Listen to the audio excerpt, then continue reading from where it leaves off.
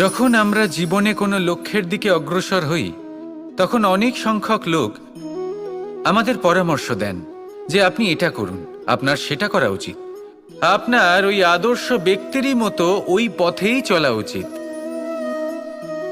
আমাদের ভালো লাগে, আমরা তা অনুসরণ করতে থাকি, কারণ সেই পথে 1 বা 10 জন মানুষ চলে নিজের লক্ষ্য প্রাপ্ত করে ফেলেছেন। এবার সেই লোকেরা সেই পথে চলে নিজের লক্ষ্য প্রাপ্ত করেছেন, তার মানে কি এটাই যে আমাদেরও লক্ষ্য প্রাপ্তি হয়ে যাবে? কোনো মানে নেই। আমি আপনার কাছে একটা সহজ প্রশ্ন রাখছি, সেই আদর্শ ব্যক্তি কি আপনি? আপনি নন। সেই ব্যক্তি হলেন অন্য কেউ, যার নিজস্ব ভাবনা রয়েছে, নিজের বিচারধারা আছে, নিজের কর্ম আছে, নিজের অভিজ্ঞতা আছে, নিজের গুণ, নিজের অপগুণ আছে, তাদের নিজেদের একটা যাত্রা আছে, নিজের লক্ষ্য আছে। তিনি আপনি নন। যদি কথা বলি আপনার বিষয়ে, আপনার বিষয়ে সব থেকে বেশি কে জানে?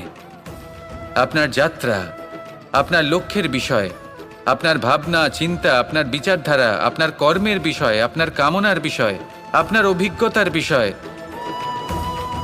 এই সব বিষয়ে সব থেকে বেশি যদি কেউ জানে তিনি হলেন স্বয়ং আপনি।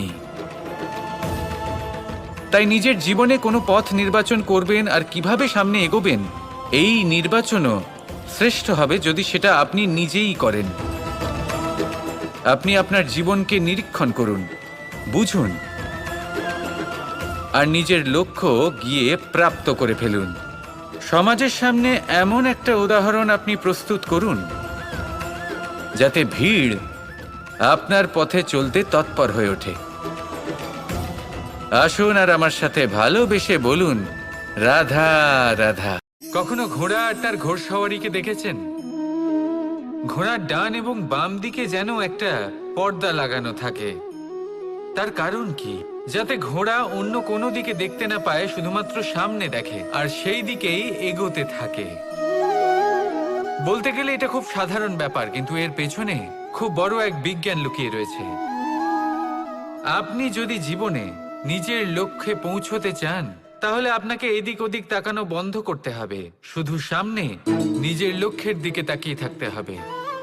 তখনই জীবনে সাফল্য লাভ করবেন। ঘোড়া তো শুধুমাত্র এক পশু, তার উপরে লাগাম পরাতে হয়, চোখের ডান এবং বাম দিকে পর্দা পরিয়ে দেওয়া হয়। আপনি হলেন মানুষ, আপনাকে লাগাম কে পরাবে? কেউ না। এটা আপনাকে নিজেকেই করতে হবে। মনের গভীরে প্রবেশ করুন আর আবেগগুলিকে লাগাম পরান, তাদের নিয়ন্ত্রণ করতে শিখুন। আর নিজের দৃষ্টি সামনে, শুধু নিজের লক্ষ্যের দিকে। মনে রাখবেন, যদি আপনার দৃষ্টি শুধুমাত্র নিজের লক্ষ্যে থাকে তাহলে লক্ষ্য ভেদ অবশ্যই করবেন। যদি একাগ্রতা এদিক ওদিক চলে যায় তাহলে লক্ষ্য হারিয়ে যাবে। রাধা রাধা।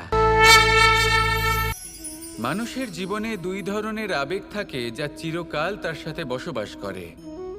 প্রথম, স্বপ্ন। দ্বিতীয়, অজুহাত। মানুষ হাজার হাজার স্বপ্ন দেখতে পারে।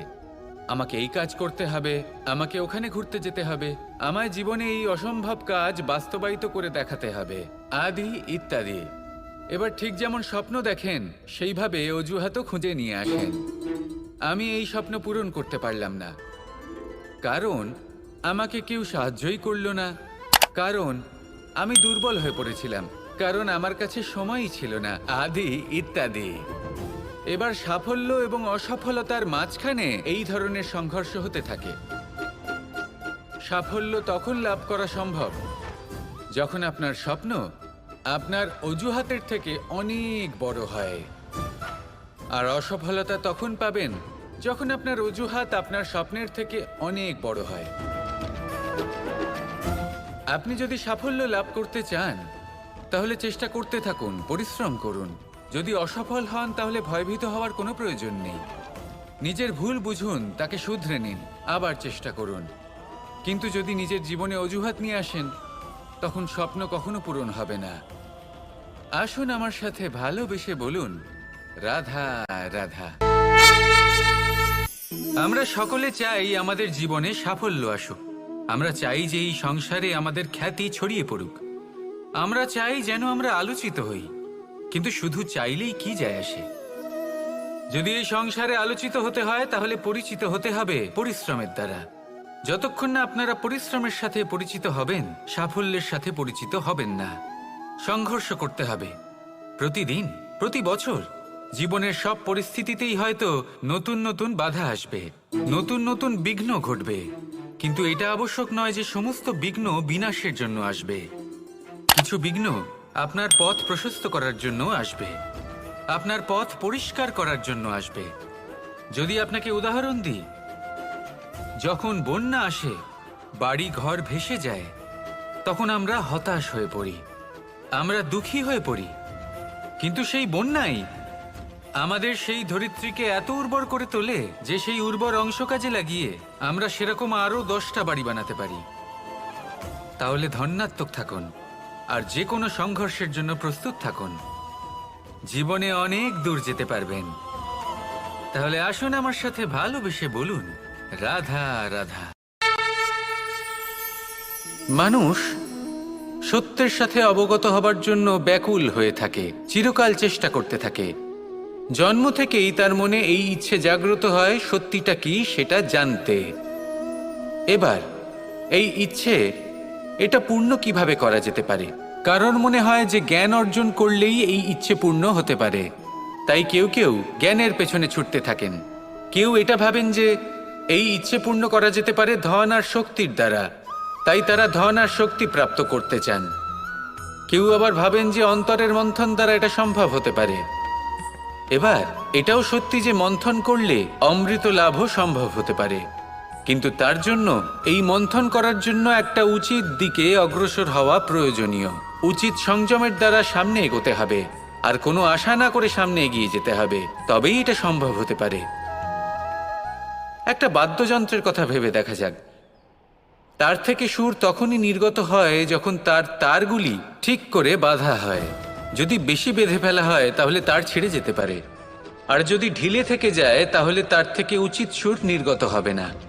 একটা অত্যন্ত গুরুত্বপূর্ণ কথা মনে রাখবেন, সত্যকে লাভ করার প্রাথমিক আধার হল অনুশাসন। জীবনে এই অনুশাসন আনুন, সত্য আপনা আপনি আপনার কাছে চলে আসবে, আর এই মন প্রসন্ন হয়ে বলবে, রাধা রাধা।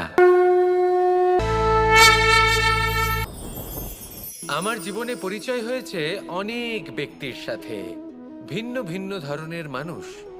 এনাদের সাথে আলাপ হয়ে খুব ভালো লেগেছে, অনেক শিক্ষাও লাভ করেছি। আমি তাদের সাথেও আলাপ করেছি যারা অনেক উচ্চ স্তরে পৌঁছে গেছেন, আবার তাদের সাথেও যারা নিজেদের জীবনে বিশেষ কিছু করতে পারেননি। তাদের সাথেও পরিচয় হয়েছে যারা সফল, আবার তাদের সাথেও যারা অসফল। এবার এই সবই একই রকম মনে হয়। এদের মধ্যে পার্থক্য শুধুই মানসিকতার। যখনই কোনো অসফল ব্যক্তির সাথে পরিচয় হয়েছে, তখনই দেখেছি তাদের কাছে সবসময় একটা অজুহাত রয়েছে যে কেন তারা সফল হতে পারেননি। কখনো তারা দোষ দিয়ে থাকেন তাদের ভাগ্যকে, তাদের পরিস্থিতিকে, দোষারোপ করতে থাকেন তাদের মাতা পিতাকে, আত্মীয়দের, বন্ধু বান্ধবদের। কোনো না কোনো অজুহাত সবসময় এদের কাছে থাকে যে কেন তারা সফল হতে পারেননি। সেখানেই যখন সফল ব্যক্তির সাথে পরিচয় হয়, তাদের কাছে সবসময় একটা কারণ থাকে যে কিভাবে এই সমস্যাগুলির ঊর্ধ্বে উঠে সাফল্য লাভ করা যায়। আর সেই কারণ হলো যে যাই হয়ে যাক না কেন, সাফল্য লাভ করতেই হবে। যতই সংঘর্ষ করতে হোক না কেন, যতই সমস্যা আসুক না কেন, সফল আমাদের হতেই হবে। এটাই পার্থক্য মানসিকতার। সত্যি কথা বলতে আপনার আজকের এই মানসিকতা হলো আপনার আগামী ভবিষ্যতের ইমারতের ভিত।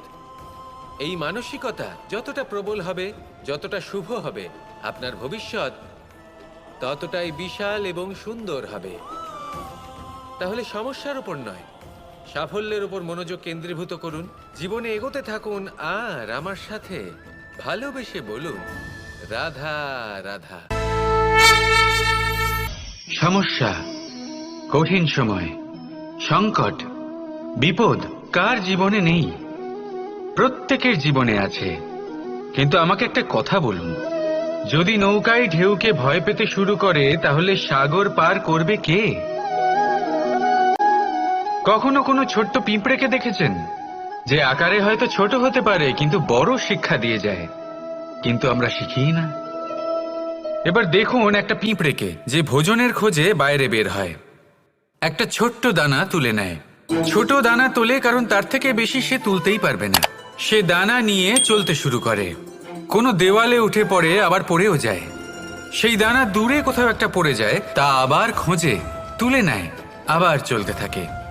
পড়ে যায় আবার ওঠে, পড়ে যায় আবার ওঠে। সেই দানাটা রেখে দেয়, আবার বেরিয়ে পড়ে ভোজনের খোঁজে। পরিশ্রম করতে থাকে কিন্তু হার মানে না। এই শিক্ষাই তো আমাদের প্রাপ্ত করতে হবে। নিরন্তর পরিশ্রম আর নির্ভীক হয়ে কর্ম করে যেতে হবে। এটাই হলো সাফল্যের মাধ্যম, এটাই হলো জয়ের মন্ত্র, অচ্যুত অজয় অস্ত্র। তাহলে আসুন আর আমার সাথে ভালোবেসে বলুন, রাধা রাধা। কাল, আজ এবং কাল, আমাদের সমগ্র জীবন এই তিনটির আশেপাশেই ঘুরতে থাকে। আমরা সবসময় বিগত সময়ের বিষয়ে ভাবতে থাকি। অতীতে যদি আমাদের দ্বারা কোনো ভুল হয়, সেই বিষয়ে ভেবে ভেবে আমরা সবসময় অনুতাপ করতে থাকি। এটা উচিত নয়।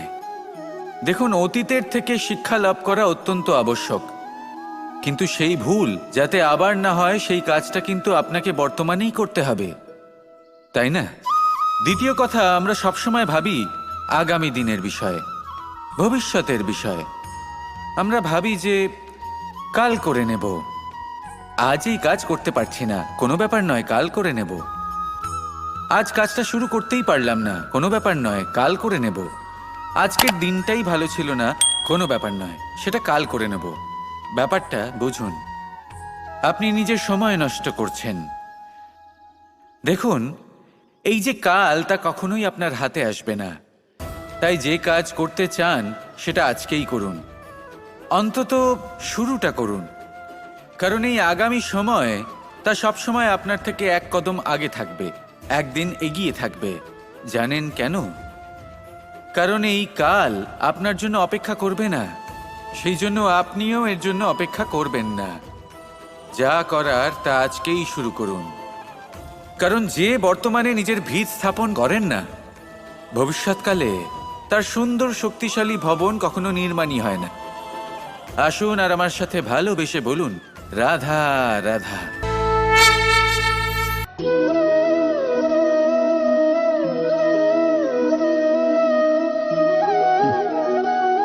জীবনে কোনো এক লক্ষ্য প্রাপ্ত করতে গেলে মানুষ দুটি ভাব নিয়ে এগিয়ে চলে।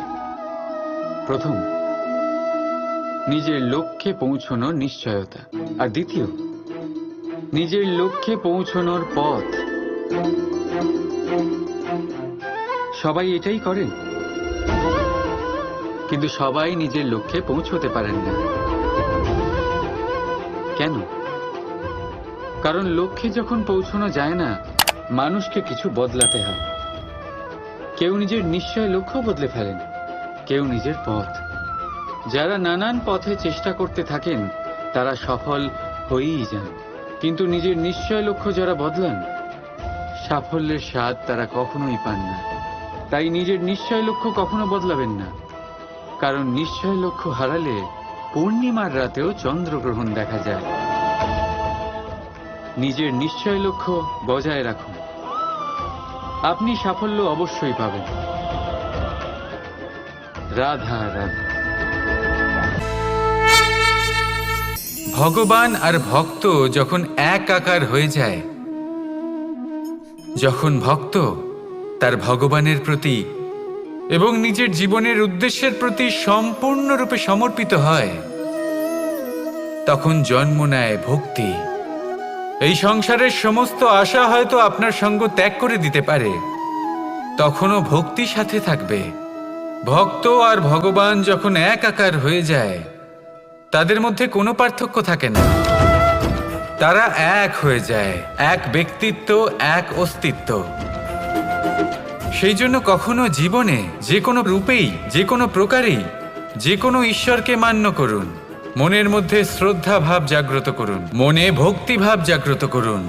এই সমগ্র সংসারে সব কিছু আপনাকে ছেড়ে চলে গেলেও তখনও এই ভক্তি শুধুমাত্র আপনার উত্থান ঘটাবে। তাই মনে ভক্তি জাগ্রত করুন আর আমার সাথে ভালোবেসে বলুন, রাধা রাধা।